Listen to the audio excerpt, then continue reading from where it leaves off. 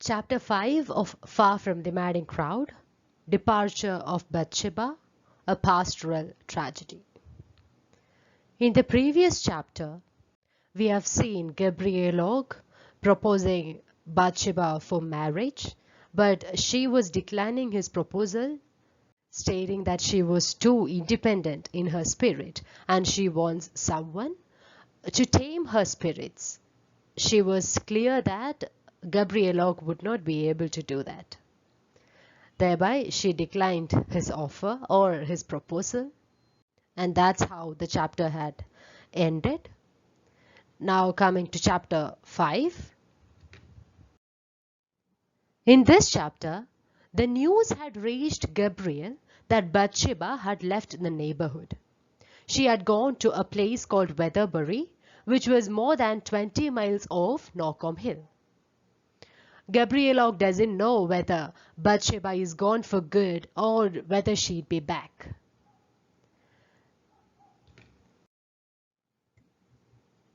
The chapter now gives us a description of the sheep-keeping dogs of Gabrielog. Even in the previous chapter, we have been given an introduction to one of the dogs of Gabriel, that is George.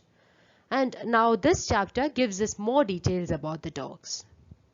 So you might be knowing that for sheep keeping, the shepherds would be seeking the help of dogs, so that with that fear, the sheep would be aligned and they can be managed easily. Gabrielog had two dogs. One was George. It was the elder of the two, and it was old, clever and trustworthy. It had the experience of years of sheep keeping, and thus it was a helpful dog. Then was George's son. It was obviously the younger dog. It was earnest yet wrong-headed. There was some issue with this dog. Let's see what it is. Reading from the text. It is so wrong-headed was this young dog that if sent behind the flock to help them on, he did it so thoroughly that he would have chased them across the whole country with the greatest pleasure, if not called off, or reminded when to stop by the example of old George. So this dog, that is George's son, doesn't know where to stop.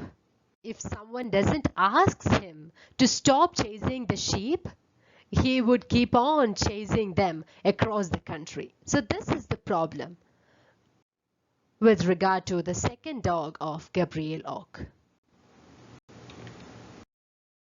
One night, right before the dawn, Gabrielog heard the sound of sheep bells ringing with unusual violence and rapidity. Reading from the text. This exceptional ringing may be caused in two ways: by the rapid feeding of the sheep bearing the bell, as when the flock breaks into new pasture, which gives it an intermittent rapidity, or by the sheep starting off in a run when the sound has a regular palpitation.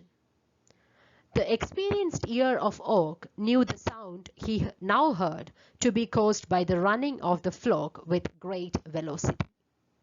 So there are two cases when this exceptional ringing of the sheep bells can be heard. One is when the sheep would be rapidly feeding in a new pasture, and the second is when the sheep would be running so fast. Og is so experienced a shepherd that he could easily understand that the reason behind this ringing was the second one. That is, the sheep are running fast. He jumped out of the bed, dressed, tore down. That is, he got ready all of a sudden, and he went to see where his flock is. So he found that the bulk of the flock had vanished from this hill, almost 200 lambs. He called them. He couldn't find them near the hedge or in the plantation. So he kept calling them. There was a chalk pit on the further side of Knockombe Hill. It was from that pit that chalk would be extracted, and there wasn't a proper barrier to prevent some accidents. Here the inevitable had happened. At the extreme end or extreme summit, at the brow of the chalk pit, he saw the younger dog. Gabrielok saw the younger dog. He went there and he saw in the pit that his ewes were laying dead and dying at the foot. The saddest part is that the sheep were not insured. He lost all his savings of his frugal life. He was living by minimal things, minimal needs in his life.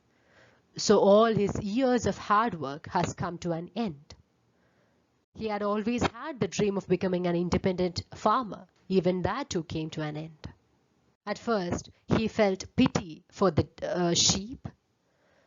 Then he felt relieved that he was not married, because if he had been married, then another woman would be suffering with him in this loss.